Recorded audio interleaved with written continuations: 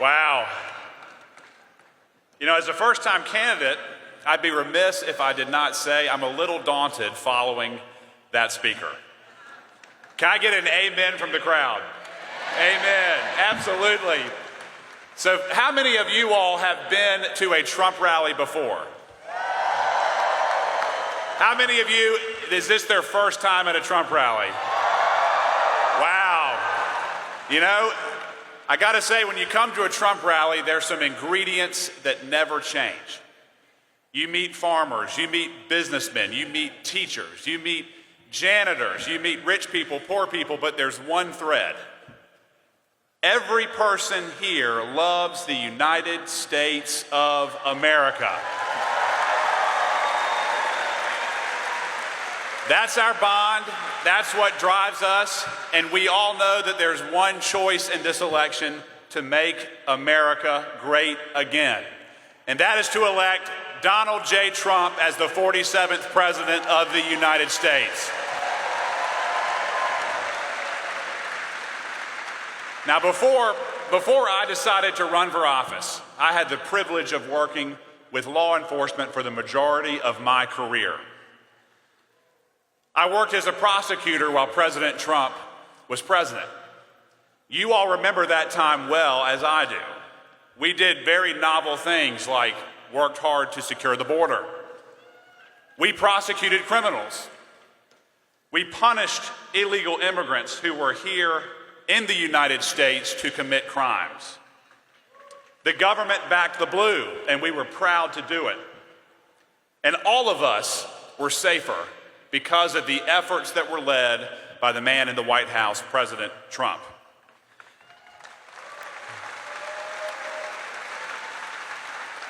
And all of that, from a law and order perspective, was taking place while wages were rising across every spectrum.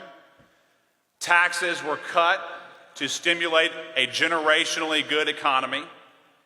Inflation was at 1.5%. It seems like a decade ago, does it not?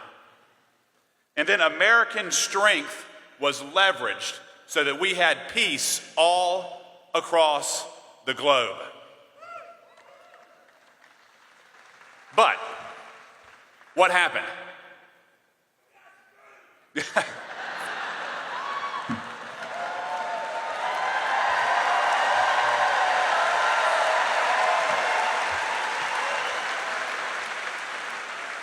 You know, there's an art form by saying things clearly and succinctly, and sir, wherever you are, thank you. The radical left, led by Kamala Harris, took power, and they did exactly what they campaigned on doing. They decriminalized illegal border crossings. They attacked the energy sector that was thriving under President Trump. They canceled existing leases to drill and harvest oil, natural gas, and the energy we have right here in the United States. And they send it to where? Venezuela, Iran, Russia. Inflation has risen because of the policies that they have pushed, costing North Carolina families thousands of dollars more each and every year just to make ends meet. They've instituted thousands, tens of thousands, hundreds of thousands of stifling regulations that President Trump worked so hard to get rid of, choking out our freedoms, choking out our economy, making it harder for the American dream to be reached. And of course, weakness abroad is evident.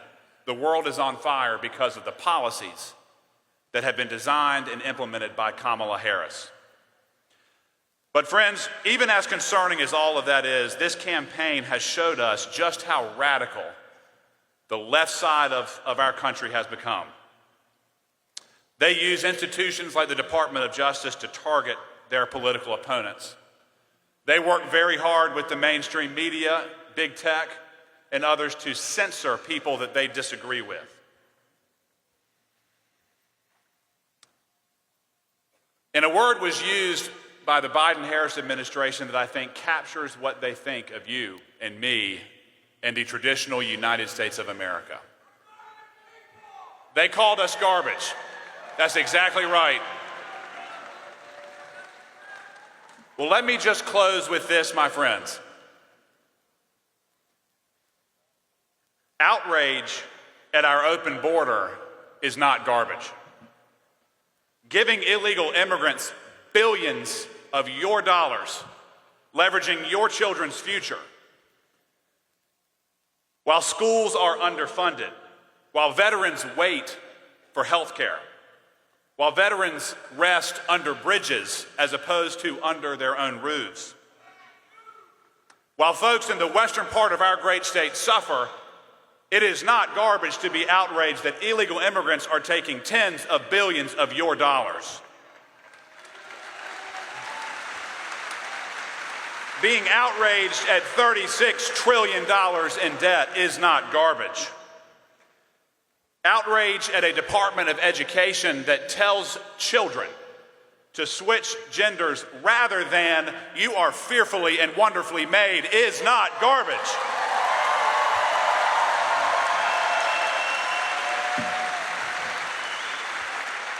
Being outraged at the open and proud anti-Semitism of the left is not garbage. And when you look at what's going on in the world today, the only garbage that we have before us are the policies that are coming out of the Kamala Harris, Washington, D.C. And tomorrow, I hope you will join me in sending all of that garbage back to San Francisco, where it belongs, when we elect Donald Trump as president. God bless you.